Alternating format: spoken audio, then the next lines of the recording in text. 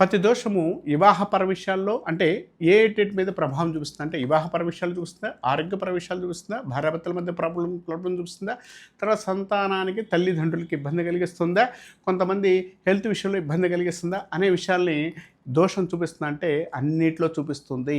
ఒక జాతకంలో ఏ దోషం అయితే ఉందో ఆ దోషము ఏ స్థానంలో ఉంది, ఏ స్థానంలో ఉంది, మీరు ఎవరికైనా డబ్బులు ఇచ్చారు తిరిగి రాదు, తర్వాత ఏ స్థానంలో ఉంది, ఎవరికైనా దాన ధర్మాలు చేశారు తిరిగి రావు, అంటే కొన్ని విషయాలు అలాంటి విషయాలకు దోషాలు ఉంటే కొన్ని ప్రాబ్లమ్స్ అనేది సృష్టించడానికి అవకాశం ఉంది.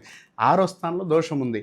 దోషం ఉంటే షష్టమ స్థానంలో దోషం ఉంటే శత్రు బాధలు ఎక్కువ ఉంటాయి, జైలుకి వెళ్ళే యుగాలు ఉంటాయి, కర్మగార విషయాలు చాలా ఇబ్బందులు కలిగించే అవకాశాలు ఎక్కువ ఉంటాయి, పక్కనోడు పోయేవాడు కూడా మిమ్మల్ని పిలిచి గొడవ పెట్టుకునే అవకాశాలు ఎక్కువ ఉంటాయి. అంటే ఆ దోషం మీకుంటే ఇబ్బంది కలిగించడానికి అవకాశం ఎక్కువ ఉండదు. అదే అష్టమ స్థానంలో దోషం ఉందనుకోండి, మీరు హెల్త్ ఎప్పుడు చూసినా సఫర్ అవుతూనే ఉంటారు. కాబట్టి మీకు ఎక్కడ దోషం ఉందో చూసుకొని దాన్ని బట్టి క్లియర్ చేసుకోగలిగితే మీ యొక్క జీవితం బాగుంటుందని చెప్పొచ్చు.